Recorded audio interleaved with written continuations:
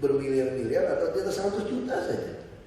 Harusnya kalau kamu beli mobil 100 juta, kalau dianggap yang harus bayar pajak 100 juta saja penghasilan mau bayar pajak, karena pajak dianggap dikorup, ada kasus gayus segala macam kan. Tidak pernah kita periksa orang pajak. Misalnya Ibu Sri Mulyani dulu pernah bilang, kita mau periksa semua laporan harta kekayaan para pejabat pajak sama stafnya gitu loh. Nah kita mau umumkan, tidak pernah diumumkan. Harusnya siapapun mau jadi petugas pajak dia harus diperiksa. Baru ada kepercayaan orang untuk membayar pajak kan. Nah kita nggak berani lakukan. Jadi tidak heran. Kita ini terbalik-balik gitu loh. Kita tidak ngerti bela siapa. Sama seperti sekarang. Apa bangganya jual mobil murah? Di seluruh dunia mobil itu dimahalin dengan pajak. Bukan ada program mobil murah. Justru ada mobil mahal. Supaya apa? Supaya orang berkurang naik mobil. Tapi disediakan transportasi massal. Ya transportasinya yang murah. Jangan sampai di atas 10% dari gaji minimumnya orang. Tapi yang terjadi bangsa ini, pegawai-pegawai kita yang paling rendah, buruh-buruh kita bisa habiskan 30-35% gajinya untuk transportasi. Ini yang membuat kita tuh tidak jelas kebijakannya. Salah nggak kebijakan industri mobil? Tidak salah. Asal itu untuk ekspor. Makanya dunia yang lain kenapa mengincar Indonesia? Karena penduduknya banyak. Dan mungkin pejabat-pejabatnya masih tanda kutip masih bisa diajak deal gitu kan. Terus juga tidak konsisten. Satu pihak minta orang kurangin minyak. Terus dibuat yang boleh pakai bensin subsidi, BBM subsidi adalah kendaraan yang tidak mewah, kira-kira gitu kan. Mewah tidak mewah ditentukan dari mana? Kalau di atas 2000 cc sudah dianggap mewah. Berarti kalau gitu mobil yang murah 1500 cc boleh pakai BBM subsidi dong. Kamu untung berapa sih pemerintah jual mobil itu dibandingkan BBM subsidi? Nah kalau mau konsisten cabut BBM subsidi. Yang dibutuhkan rakyat itu bukan BBM subsidi. Jaminan kesehatan, jaminan pendidikan, jaminan rumah, jaminan usaha. Tentu saja yang paling pokok adalah jaminan sembako. Nah kita bisa punya pusat logistik, kita punya bulog gudang di mana-mana. Kita punya pasar, tiap daerah punya pasar PD, pasar jaya. Kalau kita punya pasar, kita punya logistik, bisa nggak kita kontrol pasar? Bisa. Karena hukum pasar kan hukum penawaran dan permintaan. Kalau penawarannya sudah ada yang murah, seimbang, yang lain berani nggak nawar lebih mahal? Tidak laku dia. Nah hari ini terjadi oligarki karena itu. Nah kita tidak pernah berpikir di situ, jadi tidak heran bangsa kita ini selalu tertinggal. Kalau dibandingkan Cina, yang baru 64 tahun merdeka, kita kemarin tertinggal jauh. Kita disebutin dari Chow En Lai, Perdana Menteri yang pernah datang ke KTT yang non-blok di Bandung. Dia pernah mengucapkan kasus kalimat penting, teman. Yang dibutuhkan dari pejabat publik adalah yang mengasihi negara dan mengasihi rakyat. Hari ini kita tidak hilang. Itu dia ucapkan satu kalimat sangat penting. Ai Kuo Ai Ming, dia bilang. Ai itu cinta, Kuo itu negara, Ming itu rakyat. Itu dia ucapkan kalimat itu sangat penting. Makanya Chow En Lai ada seorang Perdana Menteri yang dia mati pun tidak tinggalkan harta yang banyak. Dia waktu sekolah ke Perancis pun berani makan sop dengan roti. Kita juga punya cerita yang sama. Waktu belum jadi pejabat kita juga makan singkong, makan apa gitu. Tapi begitu jadi pejabat kita lupa bahwa masih banyak saudara kita yang lain yang tidak beruntung sekolah juga makan yang sama seperti kita gitu. Tapi seorang Chow En Lai bisa lakukan. Dia tidak heran Cina bisa melejit. Sumber daya alam sama, dia juga belum digarap. Dan kalau kita pikirkan Cina punya persoalan lebih besar daripada kita. Dia mesti pikirin sebentar lagi, mungkin itu udah mikirin makan 2 miliar orang nih sebentar lagi dia harus mikirin gitu. Kita bayangkan saja, kita baru 200 juta lebih aja sudah nahan sembako kagak becus gitu. Masih import. Nah itu masalah kita, padahal kita lihat Thailand. Masa Thailand yang cuma sepinggang kurus begitu bisa ekspor? Kamboja, Burma. Kita import. Kenapa? Karena irigasi sawah segala macam, kita tuh kebijakan kita tuh banyak salah. Misalnya tuh kita pikir cetak sawah yang banyak kasih kepada rakyat. Kayaknya benar kan? Salah, rakyat akan jual. Maka bahasa revolusi Prancis sangat jelas. Rakyat butuh roti, bukan ladang gandum. Hari ini rakyat butuh sembako yang murah, yang terjangkau, bukan sawah. Kenapa? Kalau sawah dijualin dulu. Jadi pemerintah harus menyediakan sawah, rakyat yang mau menggarap, silakan garap, sediakan bibit, pupuk, obat. Anda garap, kami beli kembali, dan bagi hasilnya 80 buat penggarap, 20 buat negara, buat pemerintah di tempat. Kalau sekarang tidak, bagi-bagi dikuasai orang kaya, si penggarap bagi hasil 10%, kasih gaji murah-murah. Ya sampai mampu juga dia miskin, itu petani. Lama-lama dia nggak menjadi petani, dia jadi buruh saja. Yang punya tanah juga hitung-hitung, saya nggak bisa garap, saya memang bukan petani, bukan di sini, ya saya jual, bikin rumah. Akhirnya ladang-ladang produksi kita tuh habis.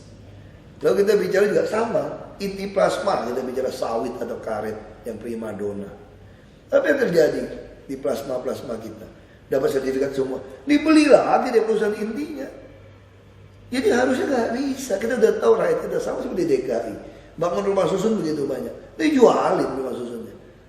Tsunami, subsidi di mana? Subsidi di lahan. Begitu dia ambil, lahan naik terus, bangunan mah turun terus. Ya tidak bisa. Kita sebenarnya sediakan rumah yang tidak disewakan, tidak dijual, hanya bayar retribusi. 5.000 sampai 10.000 atau 12.000 sebuah hari. Dan tempat jualan juga sama. Kenapa? Karena orang yang kurang beruntung akan selalu ada sama kita. Bahkan kalau kita bicara secara kasar, kalau di Jakarta ada 100.000 orang yang tidak bisa kerja, yang malas pun, kasih dia makan 5.000 sekali makan dengan menu sederhana saja, dia juga bosan, orang malas. Saya kira nggak sampai 100.000, karena 100.000 hanya 540 miliar setahun. Coba lihat Masjid Istiqlal kalau lagi bulan suci Ramadan, sampai 20.000 sampai 50.000 orang nggak makan, minta gratis itu. Nggak ada. 2.000 yang kelebihan kadang-kadang gitu. Artinya apa? Ini lebih banyak teriak-teriak miskin segala macam. Ini pemain sebetulnya. Yang minta bagi lahan, minta rusun segala macam. Itu pemain yang dia mau jual. Jadi pemerintah itu tidak perlu ada subsidi minyak. Subsidi minyak hanya menguntungkan orang-orang tertentu. Lalu saya jadi berat dong bawa mobil. Ya kalau Anda tidak sanggup ya naik bus gitu loh. Saya punya mobil silahkan. Hanya pakai untuk malam minggu atau kondangan bawa keluarga jalan silahkan. Nanti bisa buat kebijakan kalau mobil yang dipakai hanya pada akhir pekan lebih murah STNK pajaknya gitu loh. Itu baru namanya menolong orang miskin juga bisa punya mobil gitu loh. Tapi bukan berarti jual mobil murah menolong orang miskin. Itu satu teori yang salah. Kalau mau menolong orang miskin tolong di sembako, transportasi umum yang murah, jaminan kesehatan, pendidikan, perumahan, dan peluang usaha. Itu baru namanya menolong orang miskin bisa punya mobil. Kamu nolong orang miskin mobil turunin harga mobil tapi disubsidi bensin. Kamu nolong orang miskin sekaligus nolong orang kaya. Nggak bisa bedakan. Apa yang kami lakukan misalnya? Jaminan kesehatan, kartu Jakarta Sehat. Bagaimana tahu orang miskin? Apakah lihat dia punya motor atau mobil, punya rumah? Tidak bisa. Orang punya rumah juga bisa bangkrut. Punya mobil bisa kredit. Kita tidak tahu tiap-tiap rumah kan punya kesusahan masing-masing. Kita tidak tahu kalau anaknya boros, dulu dia kaya dia bangkrut. Kalau dia dari rumah lalu tidak dikasih kartu Jakarta Sehat, dia bisa mati di rumah, nggak berani berobat, karena nggak punya uang. Tampang doang keren, tapi nggak punya uang gitu loh, nggak punya jaminan. Nah itu harus gimana cara menolongnya? Sederhana juga. Kalau Anda mau masuk ke kelas 3 rumah sakit lewat puskesmas, berarti Anda nggak punya uang atau Anda butuh modal. Kalau orang kaya tidak mau di kelas 3 punya uang, kenapa? Kelas 3 itu 10 ranjang, 8 sampai 10 ranjang satu kamar mandi. Kamu nggak tahan nunggu orang sama dia teriak-teriak. Nah, tapi minimal ini life saving. Jangan sampai ada orang miskin mati di rumah karena nggak berani berobat. Nah itu yang kita lakukan. Yang teriak-teriak ini siapa? Teriak-teriak ini adalah orang yang bisa nikmatin tapi nuntut maunya gratis. Supaya apa? Bisa beli mobil, beli handphone, bisa pakai BlackBerry. Itu yang masalah di kita gitu. Dia tuntutannya tidak masuk akal. Yang dilakukan pemerintahnya adalah yang dasar. Nah hal-hal terbalik seperti inilah yang membuat kita tuh miskin. Kita tidak bisa membedakan mana yang absolut, mana yang relatif. Misalnya contoh, kadang-kadang peraturan atau undang-undang merugikan warga. Diubah tidak? Ya ubah dong. Tapi seolah-olah itu seperti kitab suci. Sebenarnya kitab suci ayat suci yang tidak boleh diubah, yang mutlak, tidak bisa diganggu-gugat, kita relatifkan. Misalnya apa? Kita disumpah gak berkorupsi, korupsi jalan terus. Jadi kamu gak melecehkan kitab suci. Tapi sementara undang-undang peraturan yang bisa diubah, kamu gak mau ubah gitu loh. Jadi terus dibandingkan undang-undang dengan kitab suci. Ini mana saya bisa dibandingkan sih? Kitab suci itu urusan Tuhan kamu suka nggak ada perdebatan, selesai, titik. Kamu nggak percaya, urusan kamu, masuk neraka kalau udah mati, kira-kira kan gitu kan? Itu mutlak. Jadi kita nggak bisa berdebat antara kitab suci dengan peraturan yang dibuat oleh manusia. Peraturan dibuat manusia disesuaikan, tapi dasarnya tentu berdasarkan kitab suci. Nah, apa sih dasar kitab suci seluruh agama? Apa sih dari seluruh hukum yang ada? Di mana sih letak kuncinya? Cuma dua sebetulnya. Kasih Tuhan Allahmu dengan segenap kekuatanmu, akal budimu, ya kan? Itu ini yang pertama. Yang kedua apa? Kasih sesama manusia seperti dirimu sendiri. Nah, pada kedua hukum inilah tergantung seluruh hukum Taurat dan kitab para nabi. Itu kuncinya gitu loh. Jadi kamu buat peraturan apapun, kuncinya ini. Kita hargai ada Tuhan, kita mesti ngabdi pada Tuhan. Yang kedua, sesama manusia seperti diri sendiri. Nah, kalau pada kedua ini kita lakukan, itulah keadilan sosial kita wujudkan. Kalau yang tidak betul, dihukum nggak? Dihukum, bukan melanggar HAM. Kalau begitu Tuhan melanggar HAM dong, masukin kita ke neraka kalau kita nggak menurut sama Dia. Kan hak saya. Saya tidak mau taat kepada Anda, hak saya loh. Sebagai manusia. Kalau Anda masukkan saya ke neraka, berarti Anda melanggar hak asasi manusia saya. Boleh nggak kita protes Tuhan seperti itu? Tidak kan? Nah, jadi bagian pemerintah ini ada perpanjangan tangan Tuhan untuk menegakkan peraturan hukum. Ketika orang yang melanggar peraturan dikasih peringatan tidak mau, dihukum. Kenapa pemerintah menyandang senjata? Dalam rangka menegakkan keadilan sosial. Kalau kita menegakkan keadilan sosial, menghukum orang tidak melanggar HAM-nya dia, karena dia melanggar HAM orang lain, maka dia harus ditindak. Tapi kita kan terbalik-balik. Orang dudukin rumah orang, mau diusir, dibilang melanggar HAM, dibelain Komnas HAM, kan lucu itu. Ini mungkin negaranya jadi kacau, negaranya jadi miskin, tidak ngerti bedain tangan kiri dan tangan kanan. Ini yang kacau sebetulnya. Ini mesti dibereskan seperti itu. Tantangan terberat ke depannya Pak untuk membangun Jakarta atau Indonesia pada umumnya seperti apa? Tantangan terberat itu kalau orang-orang yang jujur, yang baik, yang pintar tidak mau menyediakan diri menjadi pejabat publik di semua bidang. Itu tantangan terberat. Karena kita makin mengarah ke dunia yang postmodern ini, kita mulai mengarah hedonisme, kita mau hidup enak saja, dan kita tidak mau lagi berkorban untuk orang lain. Kenapa kita bisa merdeka hari ini? Karena ada orang gendeng tanda kutip yang mau mati lawan Belanda pakai bambu runcing. Ini mana pakai otak kalau dipikirin? Pesawat tempur, meriam, semua senjata lengkap, panser semua masuk. Pakai bambu runcing lagi. Dan kita bisa bayangin kalau teknik perang dulu, kalau kita pelajari dengan betul. Senjata api yang dirampas itu terbatas. Yang sisa pakai apa? Bambu runcing kan.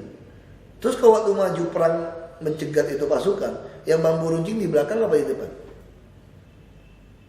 Di depan nih. Kenapa? Supaya yang belakang ada sempat teror nembak itu. Nah sekarang pertanyaan saya, kok ada yang gendeng ya mau lari di depan pakai bambu runcing? Terus gimana cara menentukan kamu yang pegang senjata api apa saya? Saya bisa ngotot dong. Sorry bos, saya lebih jago nembak. Kamu yang bambu runcing deh. Kan kamu jadi umpan untuk saya nembak. Kalau zaman ini kita pakai ke zaman dulu, nggak usah satu teror pun dari Belanda atau sekutu, karena kita udah berantem, berebut senjata. Kenapa tidak ada? Karena ada orang gendeng yang menurut orang sekarang, kalau digunakan sekarang ada orang gendeng yang rela mati. Nah hari ini tantangan terbesar kita di situ. Ada berapa banyak orang berani mati, belum mati sebenarnya, bahkan tidak mencucurkan darah, hanya untuk tidak korupsi, hanya untuk lawan ini semua ketidakadilan ini. Itu tantangan kita. Makanya kita butuhkan sekarang sebanyak mungkin orang jadi model, jadi showcase. Orang mulai berpikir nggak ada lah orang mau mati buat urusan negara untuk misi kemerdekaan. Nah kita sampaikan ada, dulu lihat saya. Nah itu tantangan terbesar. Kalau itu bisa kita lakukan, ini jadi negara hebat. Menurut saya itu tantangan terbesar. Pak, pertanyaan terakhir. Mungkin ada pesan dari Pak Wagub untuk semua lapisan masyarakat Indonesia ini. Bagaimana sih dalam kehidupan bernegara yang baik seperti ini? Itu saya katakan yang paling dasar Anda harus tahu Indonesia itu Begitu kita lihat lambang burung Garuda Pancasila dengan Bhinneka Tunggal Ika, ini adalah mutlak supaya burung Garuda Pancasila itu tidak goyang. Itu Indonesia. Namanya juga Indo.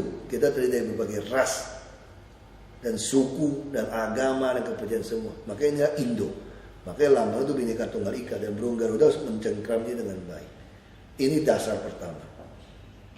Dasar kedua adalah ayat suci di atas segala-galanya. Di dalam berbangsa bernegara, saya percaya kepada ayat suci saya 100%. Mutlak saya percaya ayat suci saya. Tetapi dalam bernegara sebagai pejabat publik, yang saya kedepankan adalah ideologi 4 pilar ini. Pancasila, Undang-Undang 45, NKRI, dan Bhinneka Tunggal Ika. Karena inilah kesepakatan bangsa pendiri yang mati buat kita dulu itu, yang berani mati, berani dipenjara untuk merangkai Bhinneka Tunggal Ika ini. Masing-masing iman, kepercayaan, ras, primordial macam-macam ini, kalau mau ketemu orang lain disatukan melalui dasarnya Pancasila dan Undang-Undang Dasar 1945. Ini yang kita lakukan. Jadi ketika kita bertindak sebagai pejabat publik, bukan menggunakan tafsiran kitab suci saya. Kalau tidak percaya, kitab suci yang sama saja kita bisa berantem, tafsirannya bisa berbeda-beda. Jadi bagaimana Anda memaksakan kehendak tafsiran kitab suci Anda kepada orang lain? Maka dalam berbangsa bernegara, yang kita kedepankan adalah ayat-ayat konstitusi. Tetapi nilai kita dalam berkonstitusi 100% taat kepada ayat suci kita. Nah ini yang jadi persoalan. Bukan memaksakan tafsiran kita pada orang lain. Nah kalau ini bisa kita lakukan, saya yakin bangsa kita ini menjadi bangsa yang besar, sejajar dengan bangsa-bangsa yang maju di dunia. Itu harapan saya seperti itu. Pak Mas, satu pertanyaan baik. Birokrat seperti apa yang kita butuhkan saat ini sehingga bisa memanfaatkan kemajemukan yang ada potensi Indonesia, bahkan PBB memprediksi di 2030 Indonesia menjadi nomor 5 potensi ekonomi yang terbesar dengan permasalahan yang ada saat ini. Birokrat yang pertama dari masuknya mesti dites secara transparan, tidak ada sogok menyogok. Itu yang pertama, tes masuk kasus. Yang kedua, jenjang karir semua transparan. Makanya kami DKI lakukan seleksi dan promosi terbuka. Nanti perekrutan juga sangat transparan. Jadi tidak ada titipan partai politik, tidak ada titipan partai saudara atau saudara, tidak ada. Kalau Anda bagus, silakan naik. Misalnya waktu saya masuk ke sini jadi Wagub, semua stafnya Wagub yang lama tidak ada satupun diganti. Selama Anda profesional silakan. Saya juga tidak ada bawa orang dari luar untuk jadi staf sini atau pindahkan orang dari Belitung, PNS, tidak ada. Nah ini yang kita harapkan. Jadi PNS harus menjadi yang melekat NKRI. Harusnya PNS itu mesti putar mana. Makanya kami DKI terima PNS seluruh Indonesia boleh terima, boleh tes. Nah ini birokrat seperti itu yang kita harapkan untuk bisa melayani rakyat Indonesia di tahun 2030 atau 100 tahun kita merdeka nanti. Itu yang kita harapkan seperti itu. Baik, terima kasih Pak Wagub. Serius ini, kalau dia terlalu matang langsung nggak bisa dibuka. Oh gitu.